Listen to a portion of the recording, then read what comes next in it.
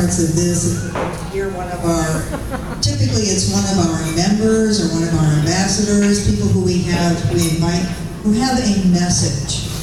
And Ken has been a regular here. He also comes up down Alameda, and he's a regular in San Jose. So Ken moves around, he goes through the different chapters. A little bit about Ken. He has a history with the earth and our environment that stretches back to childhood. And he was in the Boy Scouts of America. Ken achieved the prestigious rank of Eagle Scout and has always tried to apply those core principles in life going forward. So Ken is going to talk to us today. I'm looking forward to this one. Ken's going to talk to us today about consumer safety and environmentalism in the home and beyond. So please give a warm Fremont Successful Thinker welcome to Ken Klingler.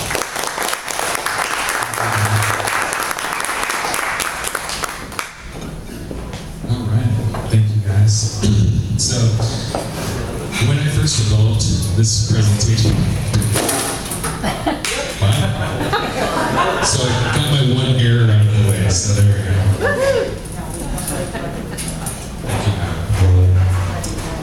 So when I first developed this presentation, I put together a fancy PowerPoint slide presentation, and I presented that in San Jose at our Successful Conference. And then I went somewhere where we didn't have the capability for doing slides, and I had to redevelop it old school style. So that's what we have today. I'm doing it old school style. All right. Wow. All kinds of difficulties. That's okay. Ken, do you want to try the other mic and I'll see if No, I think this one's working. It's just my tripod that's not working. All right. So my topic for today is consumer product safety and environmentalism. And I'm just going to put this out of the way. I'm just going to use it. And like Bob was saying, I got that sort of from my youth. And I'll tell you a little bit about that in a second. But someone wise once said that we don't inherit the earth from our ancestors. We're actually borrowing it from our children. Right? And what that means is if we don't do a good job of taking care of what we have, our children and our descendants won't have anywhere to live. We'll have destroyed everything. Basically, we're on that path somewhat. So, how many of you have family or people in your lives that you care about and whose health is important and whose safety is important? Everybody should be raising their money. You care about people? Come on. Okay, thank you. That's essentially what I'm going to talk about today, is a few ways that you can pay attention to what's going on around the world, protecting our loved ones, the earth, and so on, from common ingredients in common household products. And before we do that, though, I want to share a little bit about my passion and why that is my passion. Like Bonnie was saying, my great enthusiasm has its roots way back in my childhood from the Boy Scouts organization. This is a picture of Lord Baden-Powell, who is the founder of the Boy Scouting organization. And Baden-Powell actually had many, many things that he said that were really awesome. But this one is one that I really like because it's very applicable to what we're talking about today. And it's very applicable to Boy Scouting and camping and so on. Leave the world a little better than you found it. Right? If everybody practiced that type of personal belief, the world would be a much better place. And it doesn't take much. As an Eagle Scout, I had many years of outdoor activities, lots of camping, lots of hiking. Scouts do that. We whitewater raft and we hike and we backpack. Some of the things that have sort of led me down my path were the discovery of real evidence of human neglect way out in the wilderness, right? Empty candy wrappers and tin cans and things like that, where those things shouldn't exist, right? that really had an impact on me when you find those types of things way out in nature. You kind of expect it in the city, but you shouldn't find it, 3 days in on a backpacking trip. So that really sort of set me off on my path. All right, so let's go back in time 50, 60 years or so, back before everything was made of plastic and synthetic compounds, and the world was a little bit different place, right? Now, let's look at some of our progress in addition to some of the anti-progress. Green awareness and eco-friendliness and environmentalism and activism is at an all-time high. People are more aware of these types of concepts now than they have been in years and years. So that's a good thing. And basically, my goal here is just to provide people with just that little bit of inspiration, maybe that extra 10% that can help them make a little difference in their lives and be aware of some things. Right? A lot of Americans still believe that being green means you put the cans in the recycling bin, right? But it's really, that's good, but it's a lot more than that too. And we need to take a little bit bigger of a step and have a little bit more care to take care of some things. So the first thing I want to talk about is the concept of greenwashing. So greenwashing, it's a form of marketing deceptively used to promote the perception of environmental friendliness, right? So greenwashing happens at a brand level, and I've got a couple of brands down here. BP did a greenwashing of their logo and image. They changed their logo to a little green and yellow flower. And it had a massive impact on how people viewed that company. And that was basically all they did. Realistically, they did a couple of other things, but they just changed their image. So that's a classic example of greenwashing. Do any of you guys remember the Chevron campaign? People do, right? Oh, do people really do that? Yeah, people do. Chevron does. They spent more on that campaign than they spent on any of their actual environmental initiatives, right? That's greenwashing. But greenwashing also extends down to the product level. Just because somebody puts a green colored label on a product or uses the word green in their product also does not necessarily mean that they're safe or green. In fact, the term environmentally friendly has been deemed by the EPA to be useless in determining whether a product is safe, right? So you see environmentally friendly all over the place, but it is marketing jargon ease that means nothing, right? In fact, some brands have even been known to make up their own official looking green certifications and logos. There are some good ones out there that are real and backed by something, but there are some companies that just make them up. How do we know the difference? I'll get into some of the things you can do towards the end. So, one of the things that I'm going to do next is I'm going to talk a little bit about some of the harmful chemicals that you'll find in products around your home, in the grocery store, things people use all the time. Before I do go into some examples though, I'd like to see if some of you in the audience can give me some examples of things you're aware of already, right? So, Roundup. Pesticides. You say Roundup. Yeah, pesticides. Anyone else? Parabens. Parabens. Okay, good. Chlorine. Chlorine, also good. That happens to be one I'm going to talk about.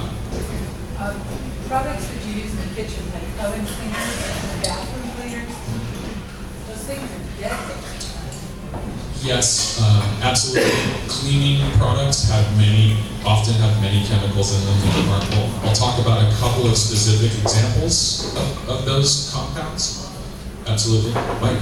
Fluoride in water. Fluoride in water. There's some debate on that, absolutely, but yeah, there's debate both ways. Some say it's good, some say it's bad. Depends on how you're looking at it. Let me take one more. Chloride. Clorox. So you're talking about bleach primarily.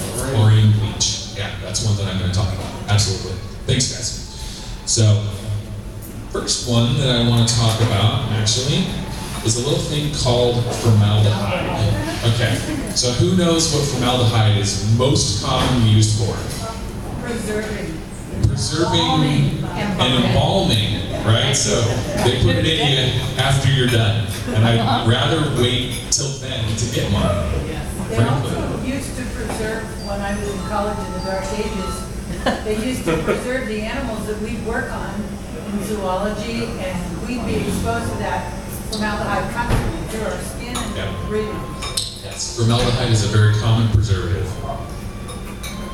It's often used as a decaffeinating agent. I'm sorry? It's often used as a decaffeinating agent. A decaffeinating agent. That's a new one for me. Some of the more common usage that you'll find: hair care and skincare products, cleaning products, and it's been used heavily in construction materials and furnitures. All of these in an effort to either preserve or as a side effect of the manufacturing process, right? It's also in dry cleaning products. Yeah, could be dry cleaning as well. Some of the cleaning stuff. So some of the more common not common, some of the more public examples of some products. I don't know if you guys can see this. There's this little graphic here of a product called Brazilian Blowout. You guys know about blowouts, right? It's the new thing. You don't go get your hair cut, you just go get a blowout, right? And the Brazilian Blowout product was improperly labeled. This is from last year, and they found that the levels of formaldehyde in Brazilian Blowout far exceeded the safety regulations for this. And so what happened was they actually made them change the label. And so now, they didn't change the product, they changed the label. So now it tells you how much formaldehyde there is in that product. So next question, for the ladies primarily. In the last 6 months, how many of you have done some sort of a hair salon or a spa treatment or any of those types of things? Nail, etc. Okay, how many of you asked to see the label on the products they were using on you? None. Wonder how effective that label is. Anyway, some of the risks and side effects of formaldehyde can cause eye and skin irritation. It can cause respiratory difficulties with repeated long-term exposure. And it can also cause, in extreme cases, pulmonary edemas and death, right? So those are some pretty significant side effects, especially when you think about the fact that this is common in many different products that you use. And you might think, okay, well, I've read the labels on my products, and I never saw the word formaldehyde. Well, guess what? You may not have recognized it. There are more than 30 different trade names and secret compound names that they use to represent the concept of formaldehyde or formaldehyde-releasing compounds. A couple of them here. This is small, I know, I'll just read a couple. Oxymethylene, formaldehyde, 1-3 dioxetane, and my favorite one here is quaternium-15. Sounds like something from the future. Right? And those represent formaldehyde. And the reason that they do this, I'm not sure exactly why they do it, but I think it's because they don't want the word formaldehyde on the label. It's essentially the same exact thing, but it's very difficult for you as a consumer to decipher without lots of research. Right? So, all right. We'll move on. Next product or compound that I want to talk about is chlorine bleach. And you called it the most common place that people get this is from Clorox, cleaning and disinfecting products. And those are mostly what they're used for. Cleaning, disinfecting, laundry brightening, hair and skin color removal. It's used in some acne products. That sounds pretty, interesting. Most people think, okay, I gotta disinfect something, I'll splash some bleach on it, right? Makes sense? That's what you were taught. But if people knew the risks and side effects of having that stuff around, they might have second thoughts. Airborne exposure affects the immune system, blood, heart, and respiratory systems. That's practically every system in your body. Mixing with other cleaners can produce toxic gases. And it can also cause severe damage to eyes, skins, surfaces or fabrics on contact. This stuff is pretty nasty, and it is a cumulative exposure effect. So as you breathe it in and breathe it in and breathe it in over years and years, it accumulates in your body. So you don't want to use this as liberally as most families do. Next one. This is again very commonly used in cleaning products. Ammonia, right? Common usage, cleaning products. Remember the whole pink slime meat processing scandal that we saw? That's an ammonia-based product that they use to process meats. So some of the risks and side effects. It's a skin and tissue irritant. It's highly toxic if ingested. Meat processing? Okay. Possible human carcinogen. This is what, if you mix with bleach, causes some sort of a chlorine gas, which is a poison. And then also it can cause eye damage, or possibly even blindness. Not safe stuff to have around. Okay. Next one is sort of a combination topic, phosphates and sulfates. Phosphates are more of an environmental hazard than they are a safety for humans hazard. And what they do, and the reason that they're mostly been legislated out of our products, is that the release of phosphates into our waterways through our drains and so on causes various water systems to become over-oxygenated, which causes huge amounts of algae and plankton. So they call that a cyanoplankton bloom, and some technical terms that basically means that it completely overbalances the oxygen and food supplies of those waterways, eventually possibly leading to total death of all living organisms in those waterways, which is bad. That's why mostly we don't have those in our products. They're not allowed in, for example, your automatic dishwashing detergents and so on. Got to be careful though, because some of the additive products that they've put on the market to help your non-phosphate dishwashing detergent work are basically just pure phosphates. So pay attention to that. Now, commonly these are used in detergents and household cleaners. They're used in hair care products, and they're used as fertilizer, which makes sense because phosphates are one of our basic mineral needs for nutrition in the body. But some of the risks involve, well, I already talked about the risks of phosphates, but for sulfates, some of them you may recognize the term sodium lauryl sulfate. That's in many hair care products. That's been classified as a human carcinogen. And even if it wasn't a carcinogen, it actually damages your skin and hair. So why would you have it in hair products? Anyway. And then those are basically the concepts there with phosphates and sulfates. Another one that is pretty common, who knows what triclosan is? Okay. Triclosan was developed as a pesticide.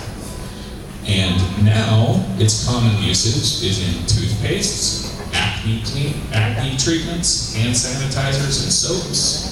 All kinds of things. I don't know about you, but I don't want pesticides in my toothpaste. I don't have any bugs in there. Right? I don't need to kill them. Some of the risks of triclosan, the EPA has classified it as a possible human carcinogen. It's also been known, it's been found to be an endocrine disruptor, which means that it messes with your hormone balance in the body. And it also has been argued to contribute to the concept of superbugs. You guys have probably seen some stuff in the news lately about the CDC being really worried about some of these diseases that are forming in hospitals because of all of the disinfecting and antibacterial stuff that they use. So it's an interesting concept. And here's a couple products that have it on the label as an active ingredient. Toothpaste. Yay. All right. Who's familiar with BPA?